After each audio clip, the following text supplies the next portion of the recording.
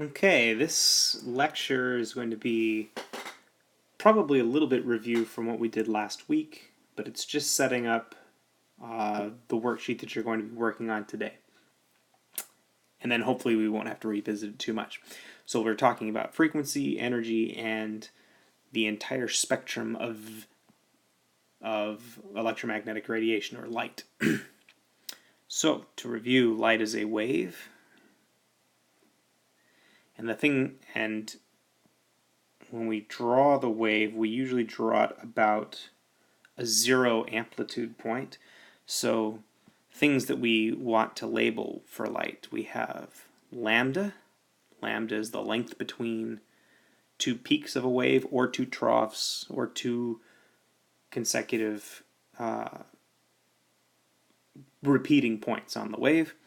You're also going to have this distance here, which is the amplitude. Amplitude is proportional to the energy that the wave is carrying.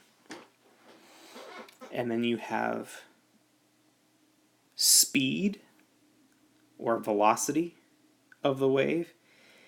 Although I wrote it as a V for velocity, but really, because we're talking about light, it's really c. So the speed of light is in the direction that it's traveling. And finally, we will have frequency. Frequency being how many times does the wave repeat itself in 1 second. So, we have all kinds of light. We have light that is long, and light that is shorter, and really short, and really tiny, and then close together, etc. Now, I didn't mean to draw them. The amplitude's getting smaller, but the frequencies should be getting higher, and the wavelengths should be getting smaller. So if you start at the left end of the spectrum where the big waves are, you have radio waves. Radio waves are light that is kilometers long. Some of these are upwards of a kilometer. And certainly down into the 100-meter range. And again, you shine them out across the valley, and they carry signal with them, and you can communicate all kinds of things through radio waves. They're good at traveling big distances. And as you go past radio, if you get to the next little section here, these are smaller. This is like the 1 meter to the 1 centimeter range. This is microwaves. Microwaves are like the wave that your cell phone emits. When your cell phone goes to call someone, it shines out a microwave-sized piece of light, and someone else's cell phone will absorb it, and then they can hear what you're saying, or see what you're texting, or whatever.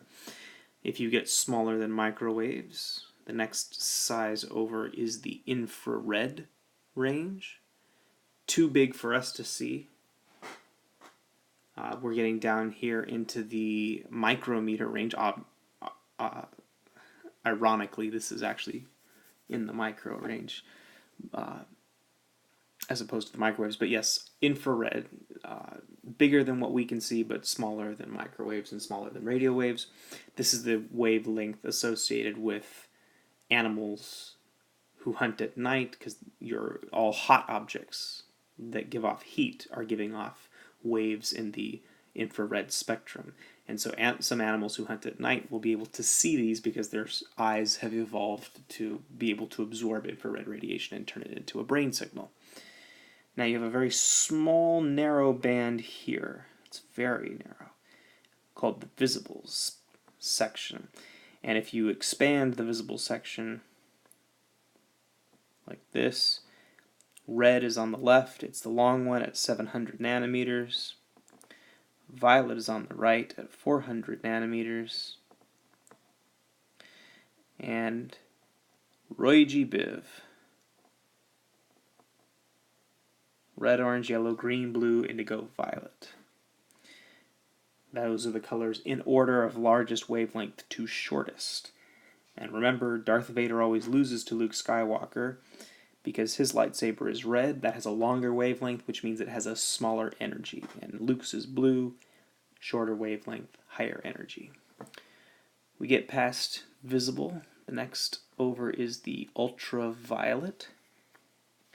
The ultraviolet are higher energy waves than visible. They're high enough that you can do damage. This is how people get skin damage. If you go to the beach and you get burned, it's because you're absorbing a lot of ultraviolet light. And if you go past ultraviolet, the next smaller piece of light are X-rays. X-rays are even higher energy and even smaller. So if we think about ultraviolet light can pierce clouds. So you can even go to the beach on a cloudy day and get a sunburn because you're absorbing the ultraviolet radiation, just not the visible light. But X-rays are so small they can pierce your skin. And so your skin does not stop X-rays. And it's a very high energy radiation.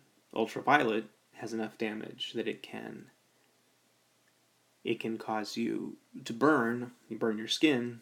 X-rays have enough damage that they can mutate your DNA and cause problems that way and cancerous things.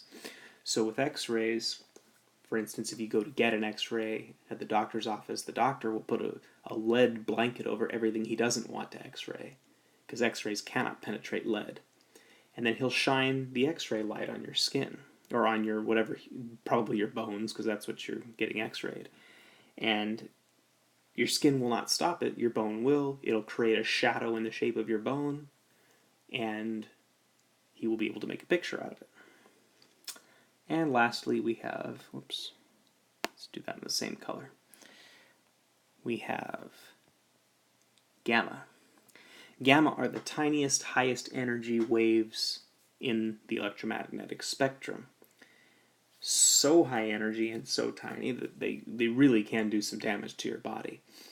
Unlike the Hulk, you will not gain superpowers by being exposed to gamma radiation. It will just destroy the cells in your brain and you will cease to be able to function.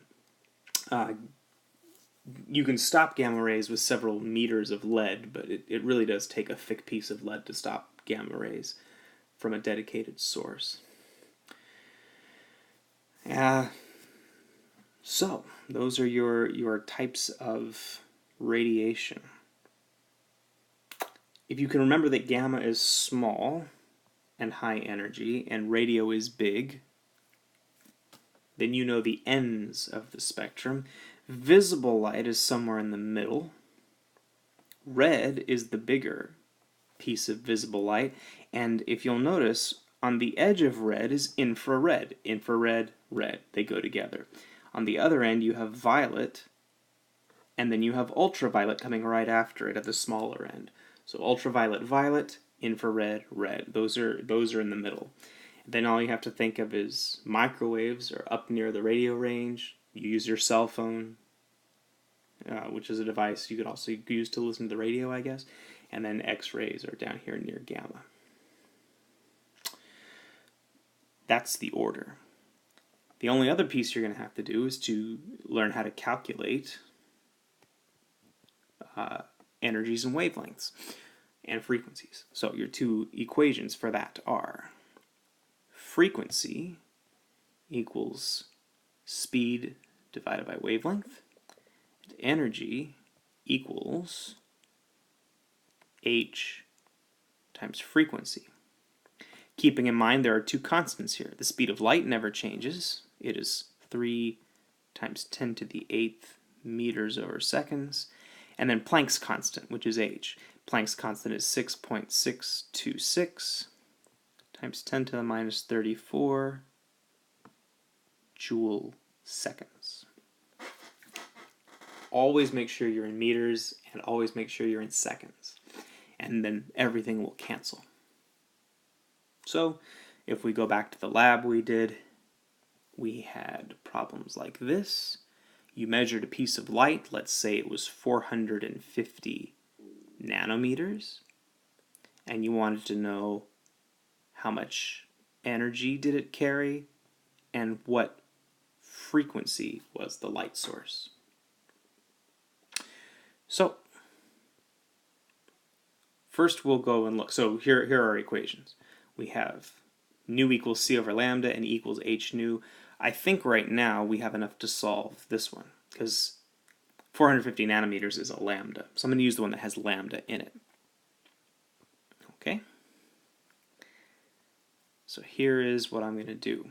Nu equals c over lambda. Well, c is 3 times 10 to the 8th meters per second.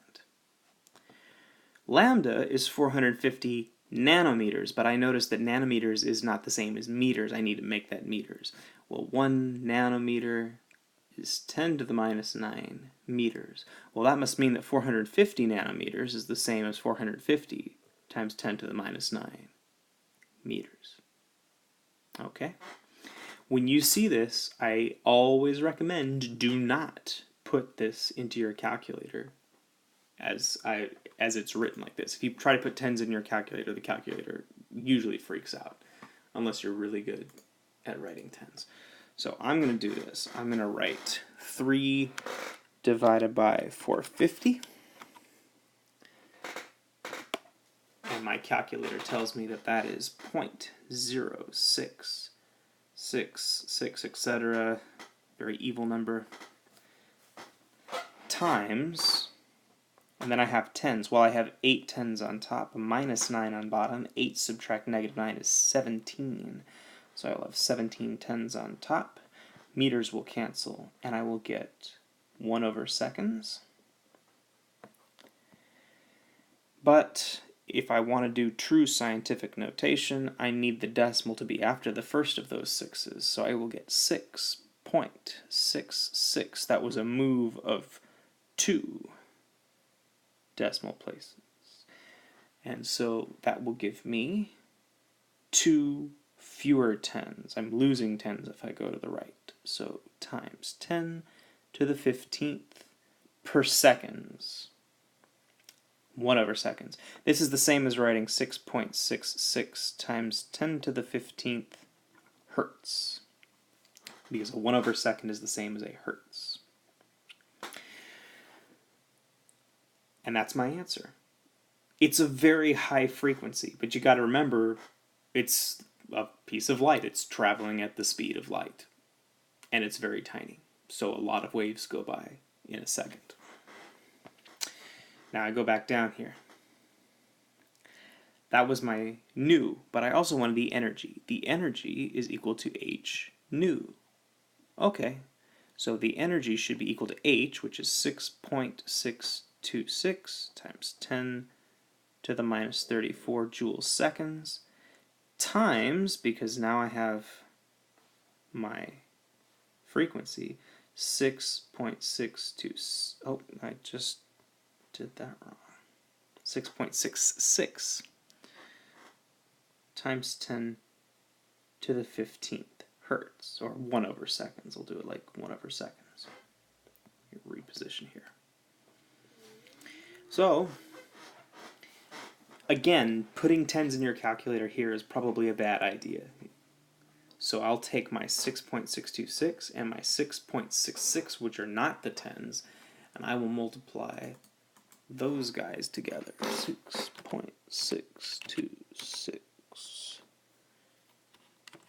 times 6.66, and my calculator tells me that that is 44.129.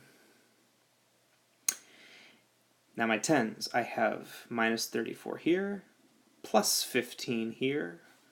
Let's see, that's minus 24, so plus, or minus 19, looks like 10 to the minus 19 left over. But again, I need my decimal place to be in the right spot, and this time I have to move it to the left. So 4.4129, but that gives me an extra 10, so now I'm up to 10 to the minus 18. My seconds will cancel, and I'll be left with joules. So 4.4129 times 10 to the minus 18 joules for that light source. Okay. So that should be all you need to solve frequency and energy problems. Just make sure you're always in meters and seconds, and don't put tens in your calculator.